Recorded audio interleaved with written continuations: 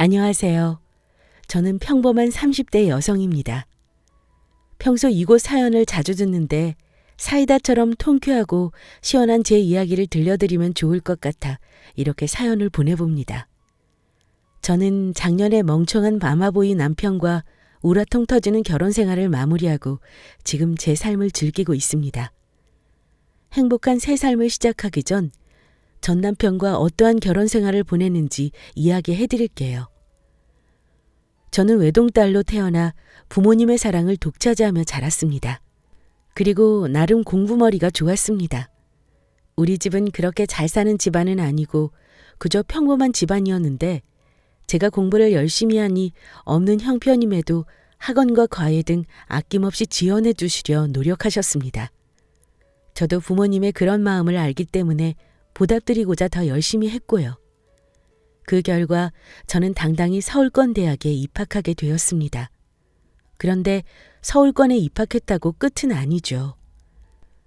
졸업 후 좋은 곳에 취직하는 것을 새로운 목표로 잡고 좋은 성적을 받기 위해 대학 생활도 열심히 공부하며 보냈습니다. 목표하는 직장으로 취직하기 위해서는 남들 다 한다는 연애 따위 저는 할 시간이 없었어요. 이제와 생각하면 그때가 제일 연애하기 좋고 예쁠 나이인데 지나간 젊음이 후회되네요. 그러나 남들이 행복한 시간을 보낼 때 저는 나름 노력하는 삶을 살았기 때문에 좋은 결과를 얻을 수 있었습니다. 네, 맞습니다. 제가 목표하던 바로 그 직장. 당당히 서울에 있는 대기업에 한 번에 입사할 수 있게 되었습니다. 그저 대기업이 최고라고 여기며 대기업에만 들어가면 된다고 생각한 저는 부서에 관해서는 목표를 정해두지 않고 있었어요. 대기업에 다닌다는 타이틀을 따는 게 중요하다고 생각했고요. 무조건 들어가고 보자란 마음으로 원하던 대기업 신입으로 들어가게 되었고 거래처를 담당하는 부서로 배정받아 일을 시작하게 되었습니다. 열심히 해서 막상 취업은 하긴 했는데 문제는 이제부터 시작이었어요. 학창 시절부터 사람과 어울리며 노는 시간보다는 그저 공부하는 시간을 많이 보냈던 저는 사람을 상대하는 일이 매우 서툴렀습니다.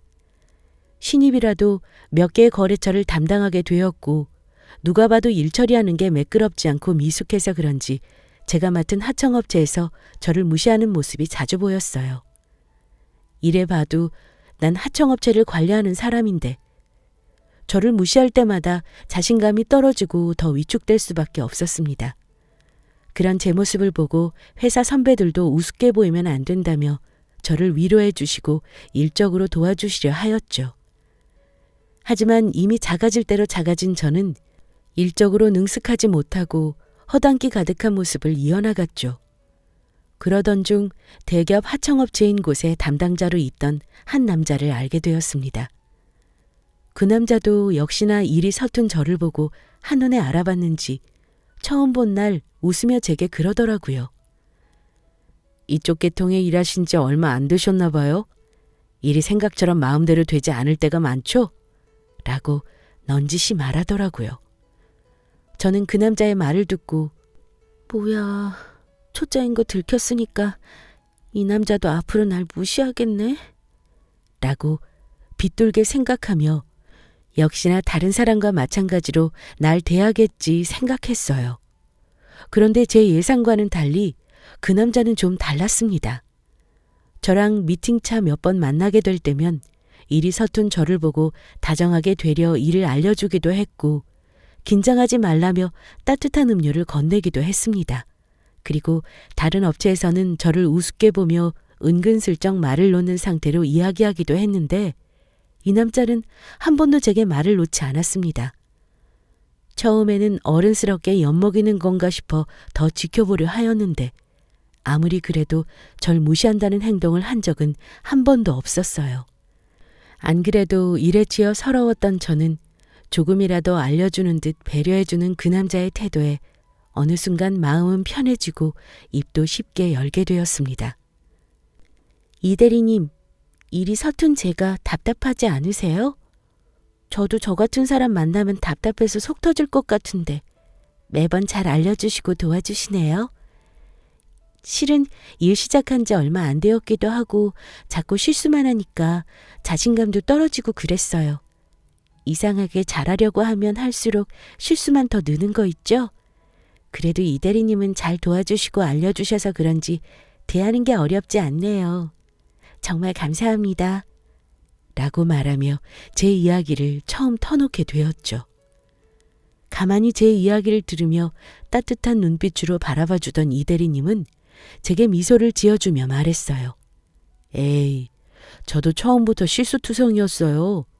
생각해보면 은영 씨보다 더 실수도 많이 하고 그랬는데요. 그러니까 너무 그렇게 기죽을 것 없어요. 그래도 은영 씨는 들어가기 힘들다는 좋은 대기업 다니시잖아요. 그런 도전 정신이 있는 사람이라면 이 정도 일이야 시군죽 먹기죠. 잘하실 수 있을 거예요. 혹시 제가 도움될 만한 게 있다면 얼마든지 도와드릴게요. 어찌 생각하면 단골 위로 멘트일 수 있는데 서툴기만 한 제게 이 남자의 위로 섞인 말은 이상하게 제 마음에 큰 울림을 주었어요. 그리고 무엇보다 그 남자가 웃을 때 어찌나 멋지던지 연애해 본 적이 많이 없어서 그런가 이 남자가 보이는 호의적인 태도만으로도 제게는 큰 위로가 되면서 행복한 떨림까지 받게 되었습니다. 다른 거래처보다 이 대리님이 있는 거래처에서는 도움을 많이 받아서 그런지 성과가 좋았어요. 모르는 것도 많이 알려주시고 타 업체를 관리하던 저에게 그 업체에 관한 정보들도 종종 알려주시기도 하였고요. 감사한 마음에 밥을 대접하게 되었고 그렇게 몇 번 만나게 되면서 그 사람과 가까운 사이로 발전하게 되었습니다. 그 사람을 만나 연애를 시작한 건 제 나이 26살 때였습니다. 네, 맞아요. 참 좋을 때 만났죠? 그 어여쁜 시절에 이런 모자란 남자를 만났으니 그 시절이 참 후회스럽습니다. 하지만 다들 연애 때는 행복한 시간만 가득하지 않나요? 그저 모든 게 다 좋아 보이고 싸울 시간도 아까워 내가 더 좋은 사람이 되어 예쁜 시간들로만 가득하게 보내는 시기였으니까요. 저보다 3살 많은 그 남자와 저는 알콩달콩 잘 만나고 있었습니다. 서로 사랑하는 마음이 점점 커지기도 했고 둘 다 결혼 정년기라서 그런지 결혼 이야기가 슬슬 나왔어요. 사랑하는 사람과 더 오랜 시간을 보내고 싶은 마음에 연애한 지 1년 뒤 제 나이 27살에 우리 둘은 부부의 연을 맺기로 했습니다. 그날도 다른 날과 다름없이 퇴근하고 만나 마시는 저녁 시간을 보내며 결혼에 관한 이야기를 나누고 있을 때였어요. 그러던 중 예비 신랑 폰으로 전화가 한 통 왔습니다. 예비 신랑은 엄마에게 전화가 왔다며 받더라고요. 네, 바로 제 예비 시어머님의 전화였습니다. 데이트할 때 종종 어머니께 전화가 왔었어요. 예비 신랑은 집에서 딸 같은 아들이라 엄마와 친구처럼 지내며 사이가 좋다고 하였습니다. 집에서 만날 텐데 밖에서도 전화를 종종 하길래 할 이야기가 저리 많은가 싶으면서도 정말 친구처럼 사이가 참 좋구나 라고 느꼈습니다. 바보 같지요? 저는 늘 그렇듯 혼자 식사를 하며 한 귀로는 예비 신랑과 예비 시어머님과 나누는 대화를 듣고 있었어요. 남편은 신이 난 듯 응, 엄마. 나 지금 은영이랑 만나서 밥 먹고 있어. 응. 결혼식장? 아, 그거 은영이 집이랑 직장에서 가까운 서울에 하기로 했어. 알겠어, 엄마. 집에 들어가서 이야기할게. 라고 끊었죠. 누가 들어도 우리 결혼에 관한 이야기를 나누었구나 싶었습니다. 예비 신랑도 외동이다 보니 어머님께서 결혼 준비로 신경을 많이 쓰시는구나 생각했습니다. 저는 예비 신랑에게 어머님이셔? 라고 물으니 예비 신랑은 만나서 밥 먹고 있다니까 결혼식장은 어디로 잡을 건지 이야기 됐냐고 궁금해하시길래 서울에서 하기로 했다고 말씀드렸지? 라고 이야기하더군요. 저는 집에 가서 이야기해도 될 텐데 어머니께서 하나뿐인 아들이라 관심이 참 대단하시구나 싶었습니다. 한 번은 집에 초대되어 인사를 드리러 간 적이 있었는데 식사를 다 하고 이야기를 나눌 때 예비 신랑이 제게 해준 프로포즈에 대해서 어머니께서 다 아시는지 제게 참 좋았겠다고 이야기해 주시더라고요. 뭐 이것도 워낙 친구처럼 지내니까 예비 신랑이 다 이야기했나 보네라고 생각했습니다. 이때부터 이 사람이 마마보이였다는 것을 눈치챘어야 했는데 말이죠. 그렇게 우리 둘은 결혼식 준비로 바쁜 나날을 보냈습니다. 최대한 집에 도움받지 않고 우리 둘의 힘으로 식을 올리고 싶었는데 예비 시댁에서 그러더군요. 결혼식이 장난도 아니고 간소하게라도 형식적으로 할 건 다 해야 한다고요. 저희 친정엄마께서도 시어머님의 말씀을 듣고 맞는 말이라며 그래야 나중에 제가 책 잡히지 않는다고 말씀하셨어요. 저희 둘은 양쪽 부모님의 의견을 받아들이고 형식적으로 결혼을 챙겼습니다. 예비 시댁에서는 먼 친척들에게 조금의 성이라도 보여야 한다 하셔서 금액 고려하여 예단비로 1,000만 원을 보내드렸습니다. 그런데 예비 시댁에서는 예단비로 부족하다며 은근슬쩍 더 요구하는 겁니다. 제 생각에는 그 정도면 충분할 것 같은데 말이죠. 제 결혼식인데 왜 제가 보내드린 돈으로 어머니께서 피부 관리며 보톡스를 맞으시러 다니시는 걸까요? 의아했지만 그래도 하나뿐인 딸 결혼할 때 흠이라도 잡힐까 싶어 저희 부모님께서는 없는 돈 긁어 모아 500을 더 보내주셨습니다. 그러던 중 시댁에서 돌아온 꾸민비와 예물 금액은 참 어이가 없었습니다. 아니, 1,500을 보냈는데 어째서 돌아온 돈은 500일까요? 이해되지 않는 불만을 예비 신랑에게 말해야 하나 싶었지만 저희 친정엄마께서는 결혼을 앞두고 일 크게 만들지 말라고 하셨습니다. 제가 사랑하는 사람이고 결혼할 마음이라면 이런 부분들도 감안해야 하신다면서요. 당시에는 정말 이해되지 않는 행동에 불만이 있었지만 엄마의 말씀을 듣고 인정할 수밖에 없었습니다. 엄마의 말씀처럼 시댁의 뻔뻔한 행동에도 전 이 남자를 사랑했으니까요. 시댁이 잘못된 거지 이 남자는 잘못된 게 없다고 생각되어서 그냥 묻고 지나갔습니다.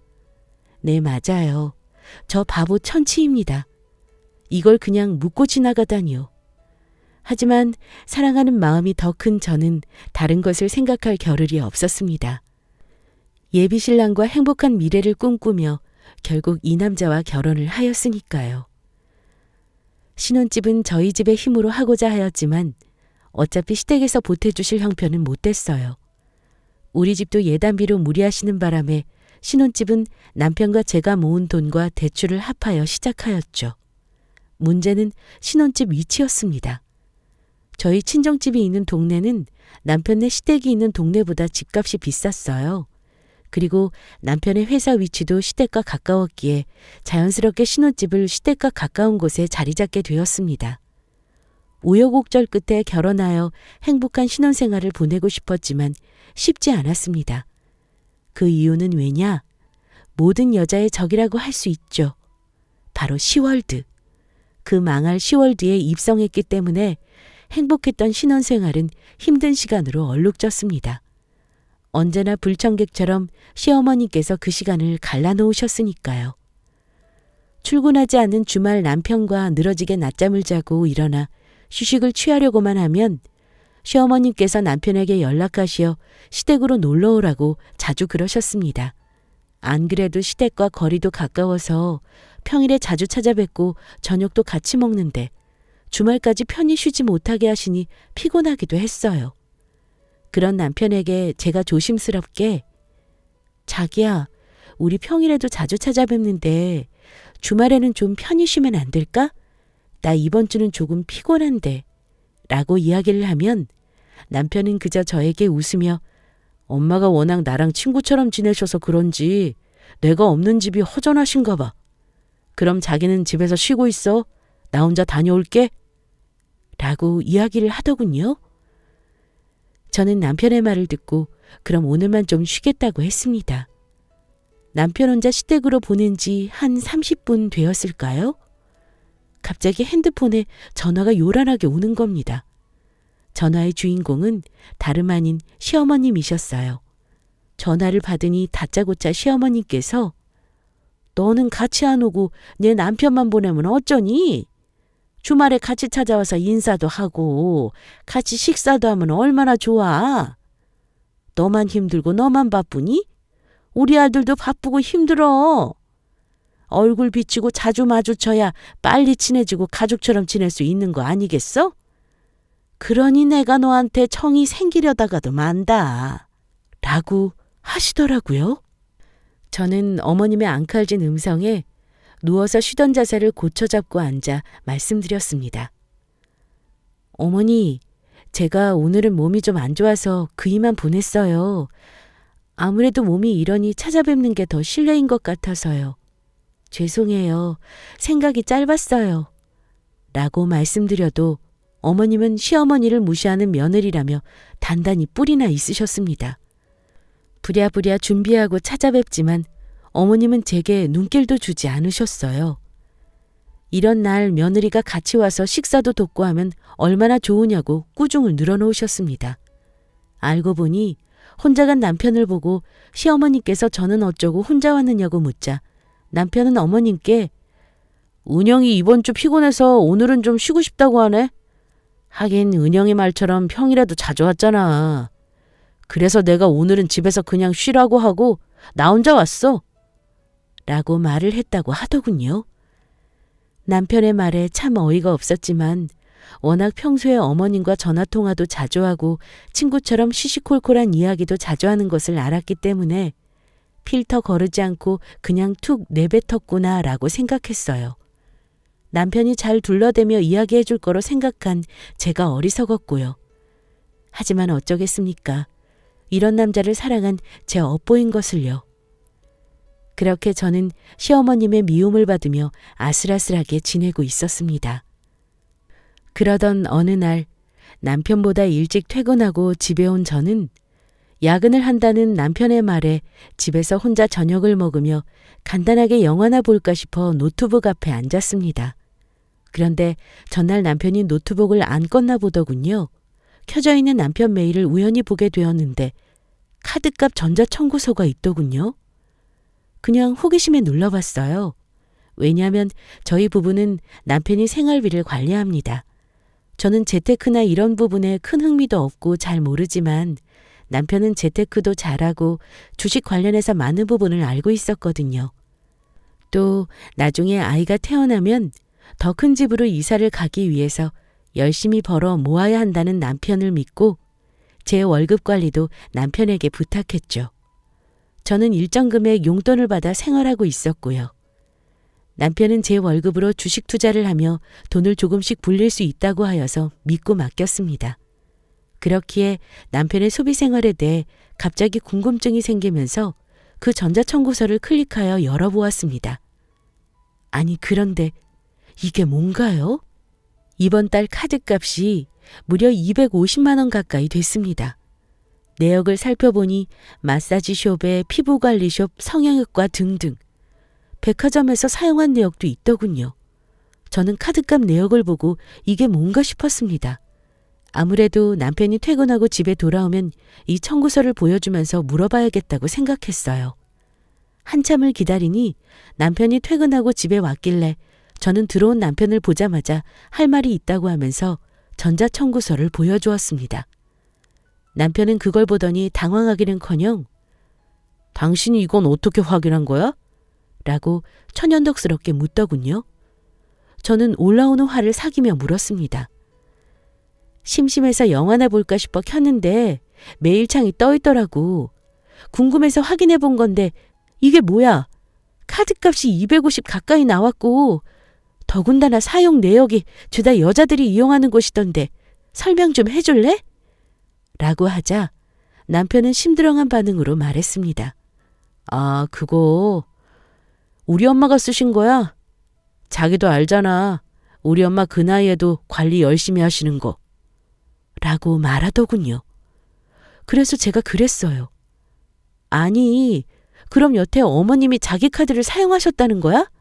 아니, 어느 정도 사용하셨다면 내가 이해할 수 있는데 어떻게 250만 원 가까이 쓰실 수 있어?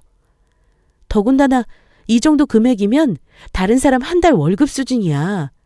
그전에도 이 정도로 사용하셨던 건 아니지? 자기는 내게 말도 없이 어머님 카드값을 내드린 거고. 라고 따지자 남편은 저를 이상하게 쳐다보며 자기도 알잖아. 우리 집 원래 부자였던 거. 비록 아버지 사업이 망해서 이렇게 됐지만 우리 엄마 돈 많을 때처럼은 아니어도 가끔씩 그때 기분을 종종 내고 싶어 하시는 거. 라고 하였고 저는 아무리 그래도 그렇지. 이렇게 큰 금액은 나한테 말해줘야 하는 거 아니야? 우린 부부잖아. 라고 말하자 남편은 자기 설마 돈 가지고 우리 엄마한테 아까워서 그래? 정말 그렇게 안 받는데 실망이다. 그리고 그 돈은 내가 투자해서 불린 돈으로 사용하는 거라고. 라고 했고 저는 그런 남편의 말이 더 어이가 없었습니다. 투자로 불린 돈을 사용하는 거라고 해도 이건 아니지. 그 돈에 내 돈도 포함되어 있잖아. 막말로 어머니께서는 그렇게 큰 돈 들이면서 정작 우리 집에는 똑같이 신경 써준 적 있어? 나도 자기랑 똑같이 우리 엄마한테 편히 사용하시라고 내 카드 드리고 카드값 내드린다고 하면 그렇게 하라고 할 거냐고. 라고 하자 남편은 정색하며 처음으로 큰 소리를 냈습니다. 유치하게 똑같이 하려고 따지냐? 그리고 말이 나와서 하는 말인데 너희 집은 부자였던 적 없잖아. 장모님은 돈 쓰실 줄도 모르고 우리 엄마는 젊으셨을 때부터 부유하게 사셔서 원래 씀씀이가 크신 것뿐이야. 아들이 주식 잘해서 불린 돈으로 호강시켜드리는 건데 그게 그렇게 안 입고 오냐? 가족끼리 이러면 안 되지? 라고 하는 겁니다. 남편과 아무리 말을 해도 도저히 말이 통하지 않았고 자기 가족밖에 모르는 이기적인 남편은 계속 잘못한 게 없다는 태도였어요. 결혼 전에 지 엄마 말 잘 듣고 시시콜콜한 이야기 다 나누며 친구처럼 지내는 건 알았지만 이 정도로 엄마밖에 모르는 마마보이일 줄은 몰랐습니다. 그렇게 전 남편과 집에서 말도 잘 섞지 않은 채 냉전을 이어갔습니다. 그러던 중 어느덧 추석이 다가왔습니다. 추석에 양가 부모님을 찾아뵙는 것으로 이야기를 나눠야 하는데 남편과 말을 섞지 않으니 조금 답답했습니다. 그렇지만 아무리 생각해도 제가 잘못한 것이 아닌 이상 먼저 굽히고 말 거는 것은 자존심이 허락하지 않았어요. 이건 애초에 남편의 잘못이기 때문에 초장에 잡아야 한다는 생각으로 절대 먼저 말을 걸지 않았습니다. 추석 명절 때 수틀리면 시댁도 안 가고 저 혼자 바로 친정으로 가려고 했거든요. 혹시 저 혼자 친정에 찾아가게 되는 일이 생길지 모르니 미리 언지를 주고자 친정엄마께 연락을 드렸습니다. 엄마, 이번 주가 추석이잖아. 그런데 그이가 요즘 일이 많아서 그런지 어쩌면 추석 때 쉬지도 못하고 일할 수 있다고 그러네. 그래서 나 혼자 가게 될지도 몰라. 라고 말하니 엄마께서는 뜻밖의 말씀을 하셨습니다. 어머, 그렇구나. 이서방 참 고생이다, 야. 그래서 못 올 수도 있으니 용돈을 미리 보내줬구나. 에구, 이서방한테 잘 쓰겠다고 고맙다고 전해주고 바쁜데 쉬지도 못하고 어쩌니? 라고 말씀을 하시는 겁니다. 저는 엄마께 이서방이 용돈을 보냈다고? 라고 하자 엄마는 안 그래도 이번에 용돈 보내주고 전화했더라고. 추석이라서 미리 필요한 거 사라면서 용돈 보내드린다고 라고 하셨습니다. 저는 우선 알겠다고 하고 전화를 끄는 거실에 혼자 TV를 보고 있는 남편에게 가서 조심스럽게 물어보았습니다. 저기 자기야, 혹시 우리 엄마한테 명절 용돈 보내드렸어? 라고 묻자 남편은 응, 곧 추석이니까 필요한 거 있으면 미리 사시라고 용돈 보내드렸지? 이번에 주식으로 수익이 좀 나서 우리 엄마께 용돈 드리는 김에 장모님도 생각나서 용돈 드렸어. 라고 하는 겁니다. 저는 남편의 말을 듣자 전에 생겼던 화가 점차 사그라지면서 고마운 마음이 들었어요. 자기야, 나는 그런 줄도 모르고 이번 추석 때 실은 시댁에 안 가고 바로 엄마네 가려고 했거든. 그런데 자기는 우리 엄마 용돈도 챙겨드리고 고마워. 자기가 확실히 나보다 나이를 더 먹어서 그런지 어른스럽네. 난 어머님 생각 안 했는데 말이야. 라고 이야기하자 남편은 그런 저를 보고 가볍게 웃으며 그럼 내가 너처럼 애냐?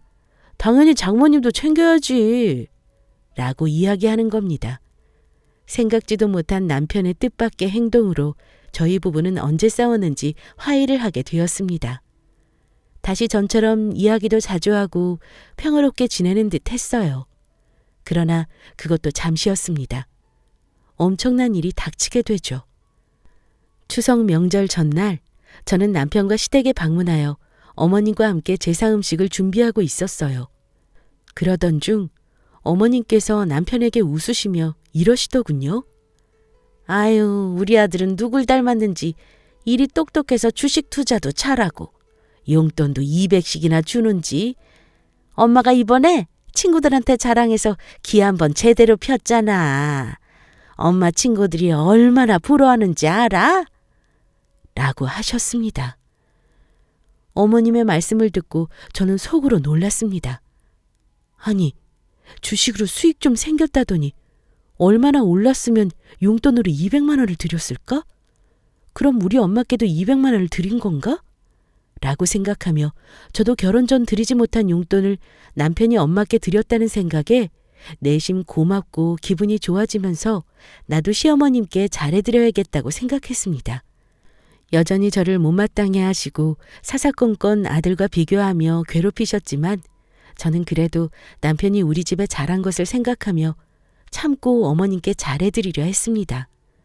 정성껏 제사 음식도 만들고 허리 한번 피지 못한 채 뒤처리도 하고 설거지도 하고 바쁘게 명절을 보냈습니다. 그리고 명절 당일 저녁에 남편과 친정집을 가려고 했으나 어머님께서는 갑자기 괜찮던 허리가 아프시다고 하시면서 아픈 소리를 내셨습니다. 남편은 그런 어머님이 걱정되었는지 어머님 옆에 꼭 붙어서 허리를 주물러드리고 있고요. 저는 그런 모습을 보고 남편이 우리 집에 잘하고 있는데 나도 남편과 같이 잘해야 한다고 생각했고 아쉽지만 친정에 전화를 걸어 어머님 허리가 안 좋으셔서 아무래도 못 갈 것 같다고 말씀드리고 다음에 다시 찾아뵙기로 했습니다. 제가 어머님 허리도 안 좋으신데 아무래도 걱정돼서 친정에는 다음에 간다고 전화했어요. 허리 많이 아프세요? 라고 말씀드리자 어머님께서는 아픈 소리가 점차 줄어드시더니 그래? 네가 웬일이니 날 생각해주고 아까는 119 불러야 하나 할 정도로 못 움직일 것 같았는데 우리 아들이 이렇게 걱정하고 옆에 있어주니까 좀 괜찮아지는 것도 같구나. 라고 하셨습니다. 저는 어머님의 말씀을 듣기 전부터 아들 보내기 싫어 꾀병 부리시는 것을 눈치채고 있었어요. 괜찮던 허리가 갑자기 그렇게 될 수는 없거든요. 하지만 남편이 한 행동이 있으니 저도 이번만 너그러이 눈 감아주기로 생각했습니다. 그렇게 정신없던 명절을 보낸 저는 잊고 있었던 생각이 떠올랐어요. 명절 때 찾아뵙지 못한 친정집에 전화를 걸어 언제 다시 방문하면 좋을지 일정을 조율하고자 했습니다. 엄마, 이번 주 주말에 그이랑 같이 가려고 하는데 엄마랑 아빠 시간 괜찮아?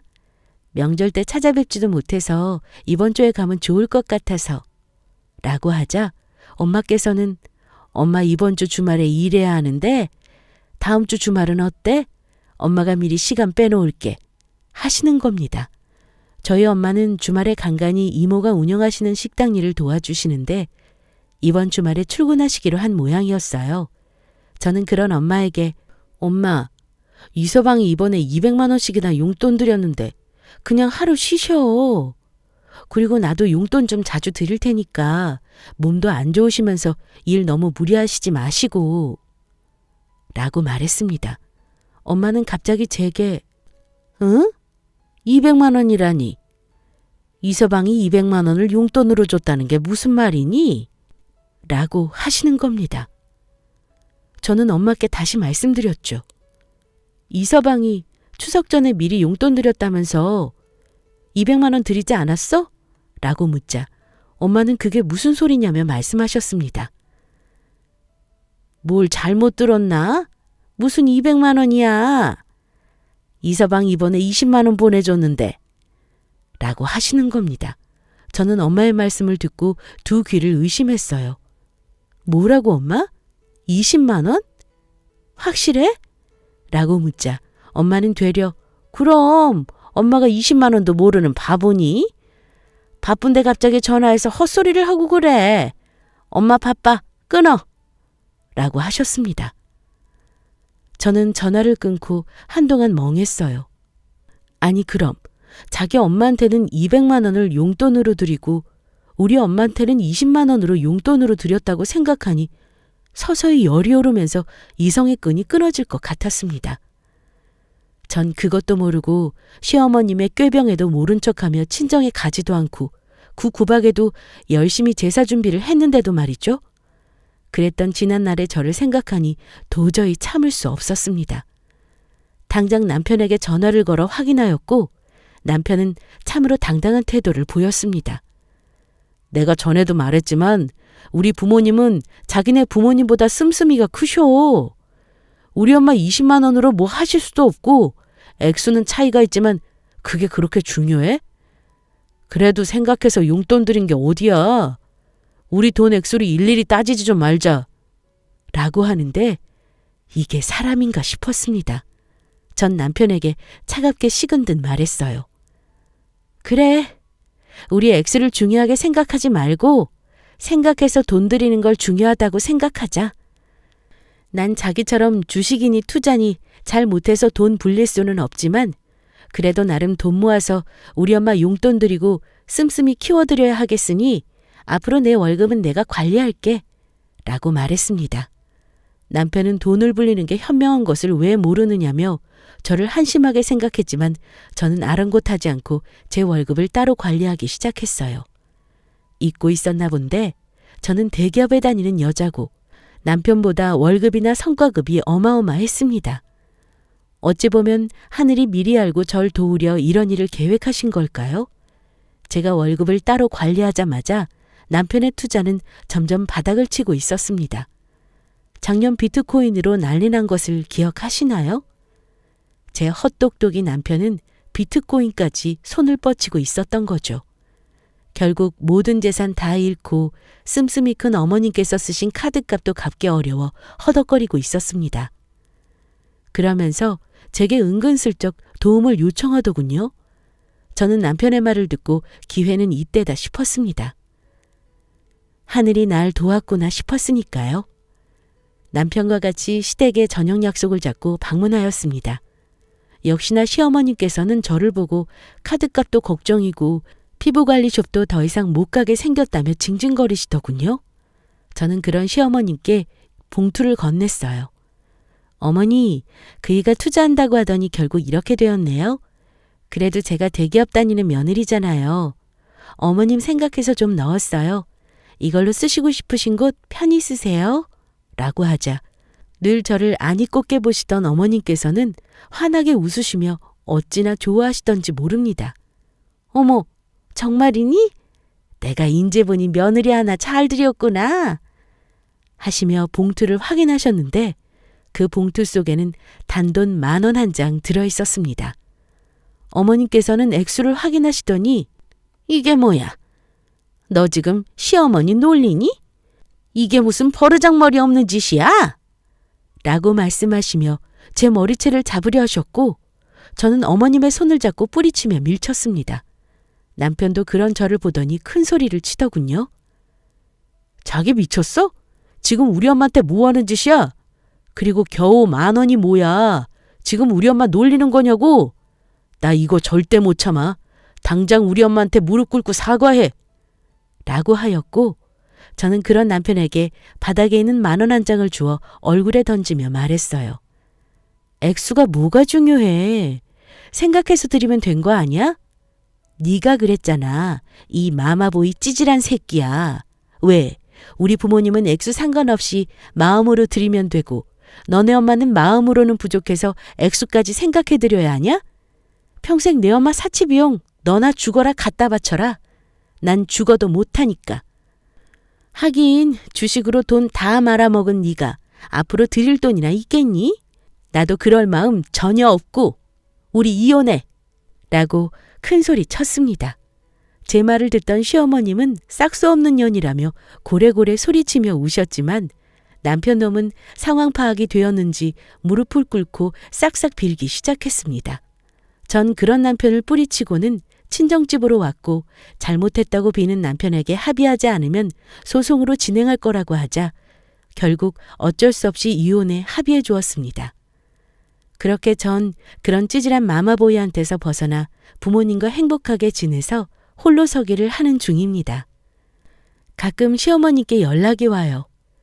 전 남편은 주식으로 모은 돈까지 다 잃고 허영심 많은 어머님의 사치를 감당하지 못하고 빚쟁이 신세로 힘들어한다고요. 그렇기에 제가 다시 아들을 받아주면 안 되겠느냐고 말씀하시는 어머님 덕에 저는 하늘이 날 도와 이 구렁텅이에서 빠져나올 수 있게 해주셨구나 하는 감사한 마음을 더 절실히 느끼고 있습니다.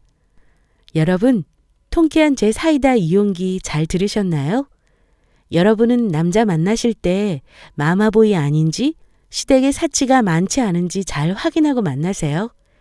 지금까지 제 긴 글 읽어주셔서 감사하며 사랑하는 사람과 행복한 시간 보내시기를 바랍니다.